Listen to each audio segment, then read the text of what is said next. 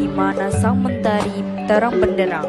Namun tak lama kemudian nampak asap hitam yang datang yang merusak pemandangan dan membuat orang risau. Tak lain mereka ada penjajah Belanda. Kedatangannya pun membuat keadaan tak lagi menyenangkan. Lalu orang Belanda yang kejam itu datang bersama istrinya.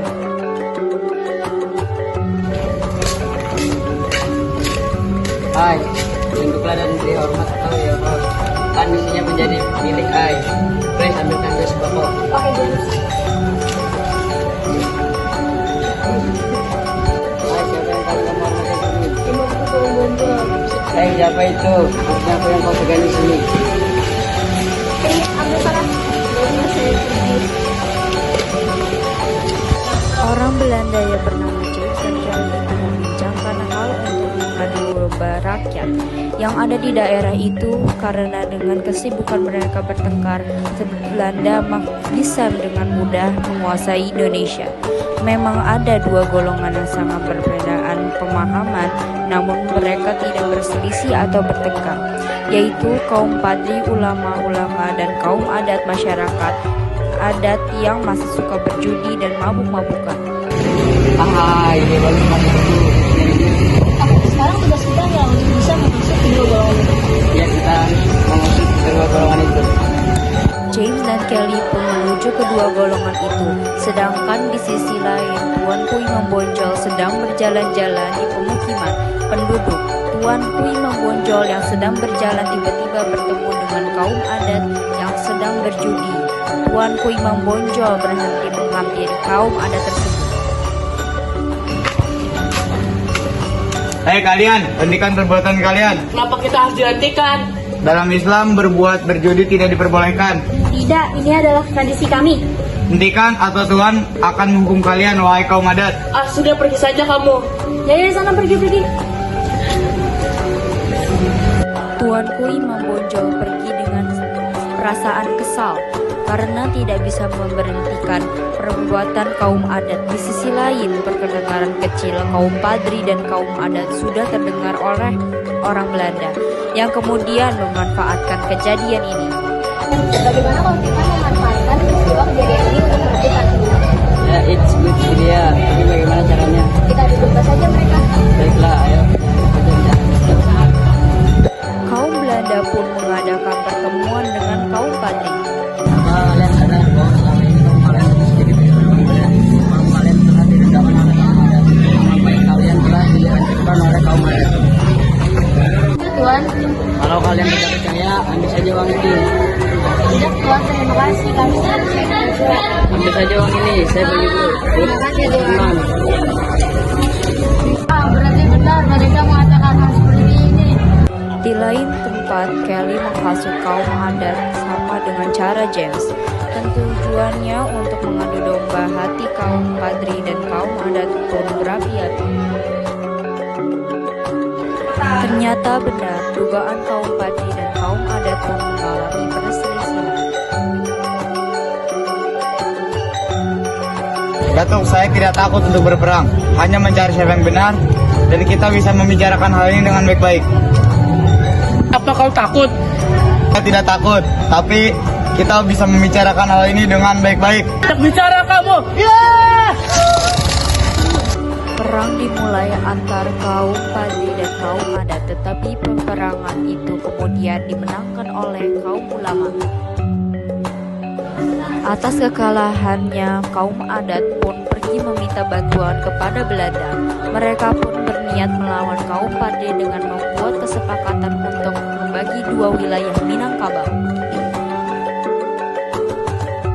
Keesokan harinya, pertemuan antara kaum adat beserta Belanda dengan kaum padri pun terjadi.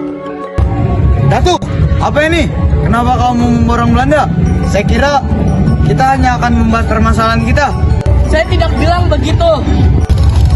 Datuk, apakah tidak tahu seberapa licik orang Belanda itu?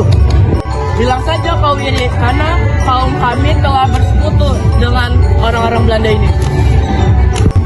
Kita bisa menyelesaikan masalah tersebut tanpa orang itu. Kenapa kalian semua tidak ingin satu? tidak usah bertele-tele Tuan James, saya ingin menyelesaikan perjanjian ini. Menyetujui perjanjian tersebut. Perjanjian ini dikenal dengan perjanjian masang, yang dimana salah satunya menekankan penerapan batas wilayah antara kaum Padri dengan kaum adat atau Belanda. Siapa sangka Belanda mengingkari perjanjian tersebut dengan membuat rakyat Minangkabau semakin sengsara dengan adanya sistem tanah paksa yang telah dibuat oleh Belanda. Merasa dihianati, Datuk Didi pun pergi ke pemberantasan untuk menemui Tuanku Imam Bonjol. Menyesal telah menyetujui perjanjian dan bekerja sama dengan Belanda. Kini kaumku pun juga mengadu bahwa Belanda sering memaksa kaumku untuk bekerja keras. Sekarang kau sudah lihat kan apa yang diperlakukan Belanda kepada penduduk sekitar. Mereka tuh hanya memanfaatkan, tapi kau tidak pernah menyadari hal tersebut. Saya meminta maaf telah mempercayai orang-orang Belanda. Ini bagaimana cara kita untuk menyingkirnya? Baik, sekarang kita akan bersatu untuk mengusir orang-orang Belanda tersebut.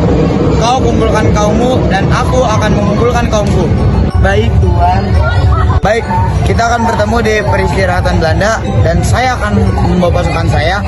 Dan jika kita kalah, jangan sampai tertangkap oleh pasukan Belanda. Datuk Didi dan Tuanku Imam Bonjol beserta pasukan mereka pun pergi untuk menyerang tempat peristirahatan Belanda.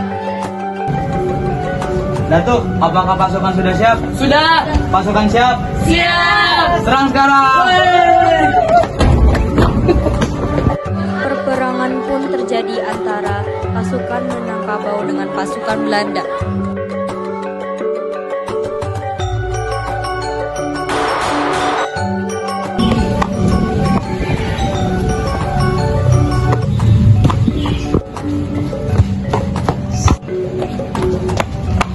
Tuan, sebaiknya kita kabur aja sebelum mereka membunuh kita.